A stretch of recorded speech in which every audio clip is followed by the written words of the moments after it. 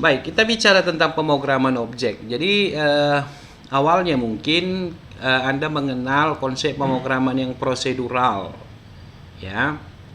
Nah, kemudian yang sekarang kita bicara tentang pemrograman yang berorientasi objek. Jadi kalau kita lihat sebenarnya secara karakteristiknya bahwa kalau kita bicara pemrograman yang prosedural, ya, bahwa bagaimana program itu dibuat untuk menyelesaikan masalah dengan konsep atau penekanan kepada subprogram ataupun metode, baik dia fungsi maupun prosedur. Nah, hal yang membedakan terutama dengan pemrograman objek adalah bahwa jika pada pemrograman objek dipandang sebagai sebuah program yang bisa mandiri atau berdiri sendiri. Berbeda halnya dengan yang prosedural, bahwa subprogram baik prosedur atau fungsi itu hanya bisa dibuat dan melekat kepada main program.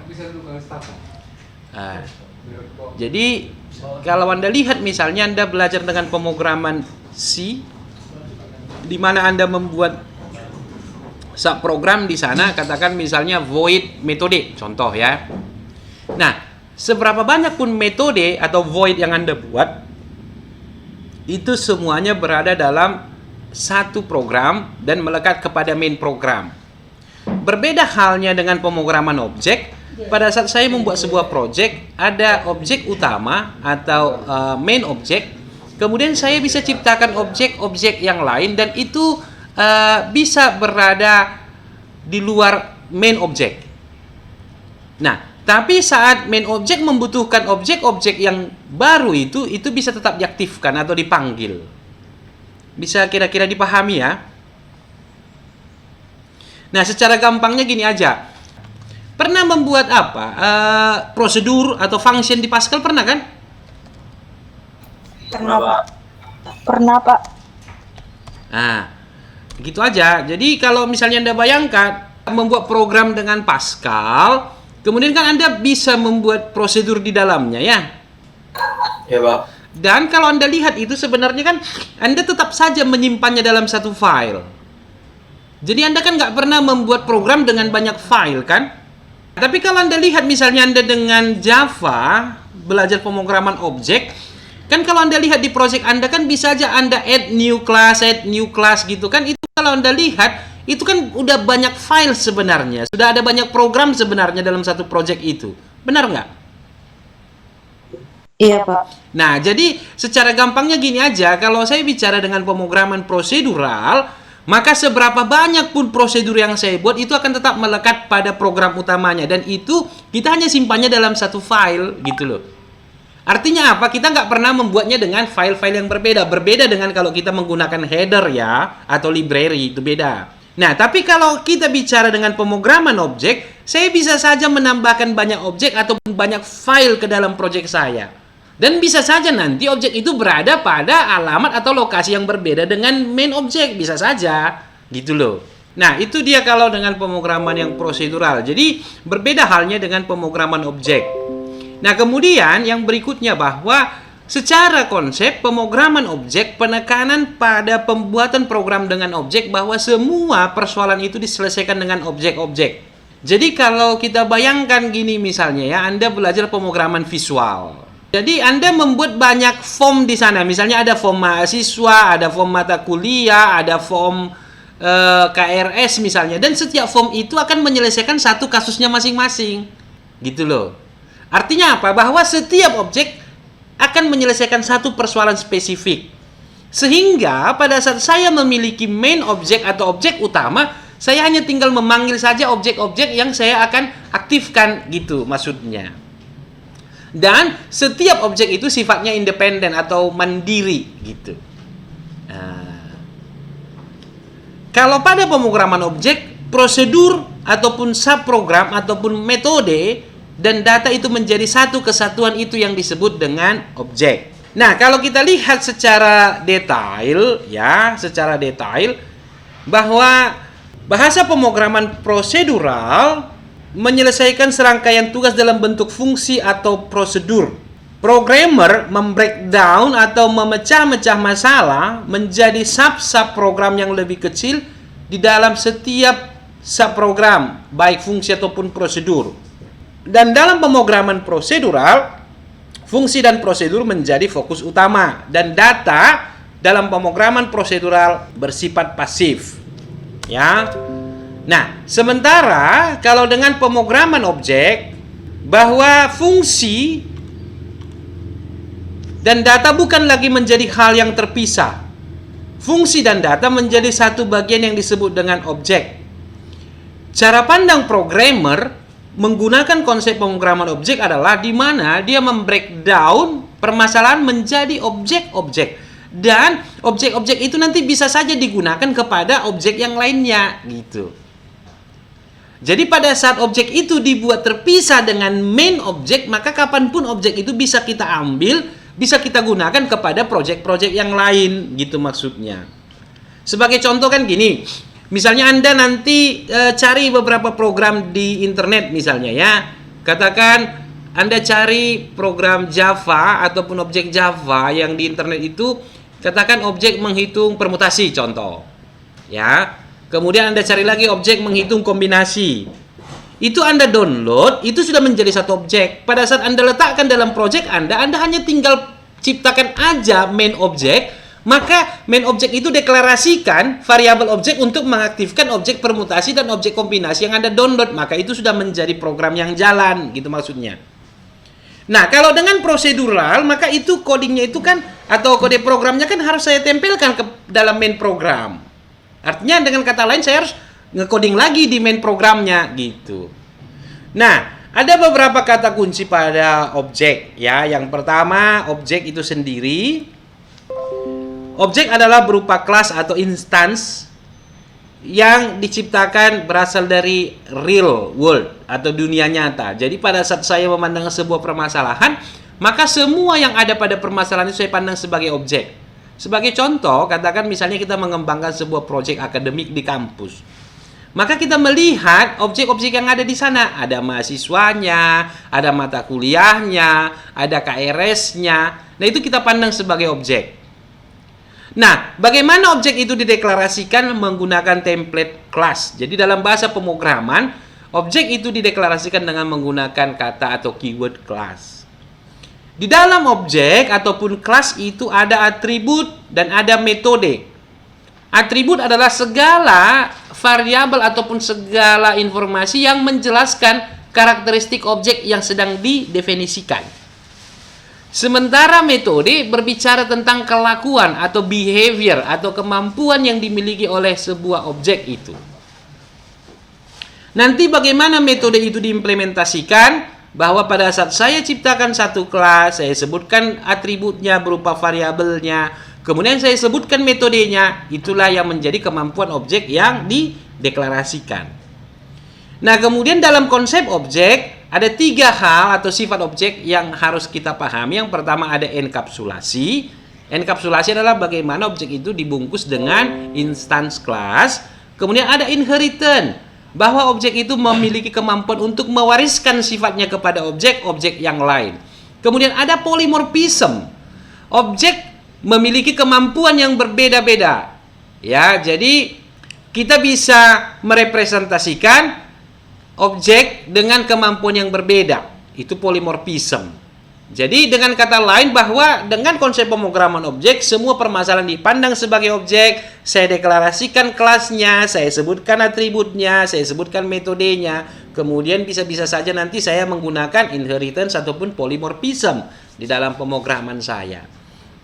Yang berikutnya kita bicara tentang karakteristik objek. Ya. Sebagai contoh, bahwa setiap objek memiliki state sebagai status atau atribut dan memiliki behavior atau metode.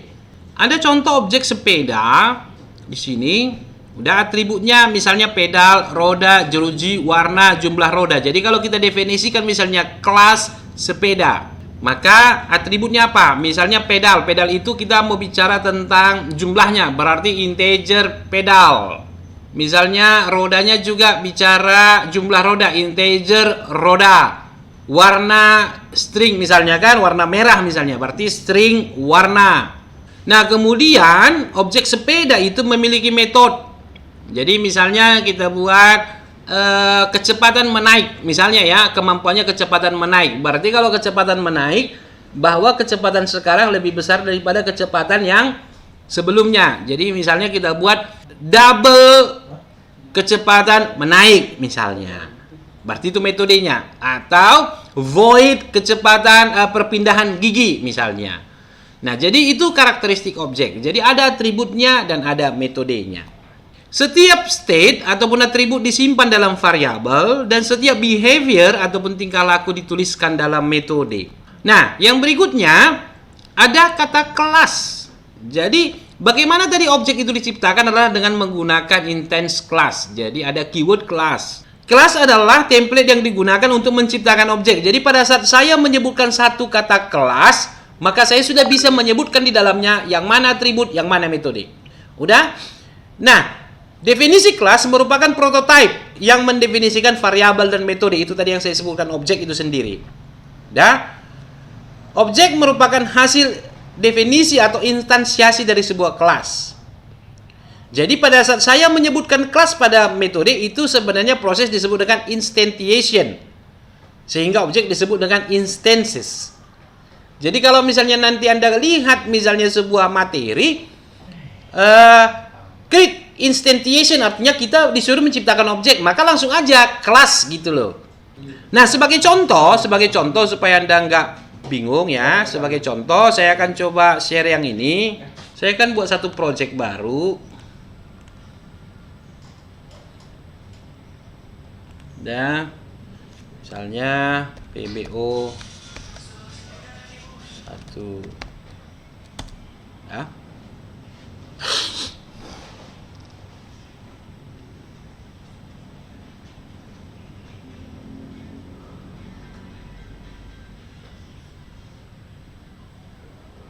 Jadi kalau kita lihat di sini sebenarnya ini kan saya sudah punya satu objek ya. Kenapa saya sebutkan ini objek? Karena saya deklarasikannya dengan kata kelas. Nah, dalam hal ini kan bertindak sebagai main object. Dia objek utama, dia memiliki metode void main. Jadi seberapa banyak pun nanti objek yang kita ciptakan hanya boleh ada satu objek utama, dan artinya apa? Bahwa hanya boleh ada satu objek yang memiliki void main. Nah, kemudian yang berikutnya saya ciptakan objek yang baru, new Java class. Misalnya saya buat objek baru contoh. Nah, jadi yang disebutkan dengan instance itu yang ini kelas. Jadi bagaimana cara saya menyebutkan objek adalah dengan menyebutkan instance class. Jadi keyword class. Sehingga pada saat saya menyebutkan keyword class, artinya saya menciptakan satu objek di sana. Nah, kalau Anda lihat di Project Explorer kita, ini kan sudah ada dua file ini sebenarnya, udah terpisah filenya. Nah, berbeda dengan kalau Anda belajar pemrograman prosedural yang pakai Pascal itu kan semuanya hanya dalam satu file. Sekarang kita lihat yang mana atribut. Jadi misalnya saya sebutkan satu variabel X integer dengan nilai 5 contoh. Maka ini adalah atribut objek baru. Nama atributnya X, dia bertipe integer, nilainya 5 gitu. Maka saya sebutkan satu metode public void metode. Jadi nama metode ya bebas aja. Kebetulan di sini saya buat namanya metode. Gitu. Nah, katakan saya melakukan perintah penampilan.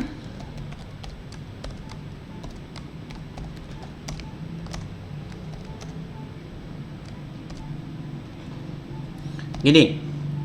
Maka lihat, saya sudah memiliki satu objek baru yang memiliki atribut X dan memiliki metode dengan nama metode. Ini satu konsep pemrograman objek. Jadi kalau Anda lihat bahwa karakteristik objek, bahwa setiap objek memiliki state atau yang disebut dengan atribut dan memiliki tingkah laku atau behavior yang disebut dengan metode. Nah, jadi kalau misalnya ini kita rubahkan ke dalam metode atau ke dalam objek yang tadi, maka sepeda adalah sebuah objek. Berarti ada public class sepeda. Kemudian ada atribut integer pedal, integer roda, string warna. Maka saya memiliki metode public void kecepatan menaik, kemudian public void perpindahan gigi. Nah, itu implementasinya. Jadi nanti dalam konsep pemrograman objek bahwa semua permasalahan yang ingin dibuat aplikasinya ataupun programnya akan dipandang sebagai objek-objek. Dan setiap objek itu sifatnya independen atau berdiri sendiri. Sehingga pada saat saya memiliki satu objek, maka objek itu bisa saja saya gunakan di objek-objek yang lainnya, gitu. Jadi kalau misalnya di sini ada contohnya tadi yang sudah kita buat itu objek baru, maka sebenarnya objek baru itu bisa aja nanti kita ambil lagi atau kita manfaatkan lagi pada saat kita membuat objek yang lain lagi. Misalnya kita buat PBO 3 misalnya. Kita ambil lagi atau kita pakai lagi objek baru yang tadi, ya nggak apa-apa, gitu. Ada beberapa keuntungan penggunaan objek, ya. Yang pertama bahwa objek itu reusability, artinya apa? Bahwa pada saat objek itu diciptakan, maka objek itu bisa digunakan kembali bahkan di luar objek di mana dia didefinisikan awalnya. Kemudian yang kedua, pembangunan program lebih cepat. Kenapa? Karena akan selalu dimulai dengan objek-objeknya. Kemudian fleksibilitasnya tinggi dan perawatannya lebih mudah. Kenapa? Pada saat satu terjadi kesalahan pada satu objek, maka hanya objek itu aja yang harus kita perbaiki gitu. Dan pada saat kita pengembangan program, maka kita tinggal menambah saja objek-objek ke dalam proyek yang sudah ada, gitu maksudnya ya. Perkuliahannya kita akhiri sampai di sini dulu. Selamat siang. Siang, Pak. Siang, Pak. Siang, Pak. Siap, Pak.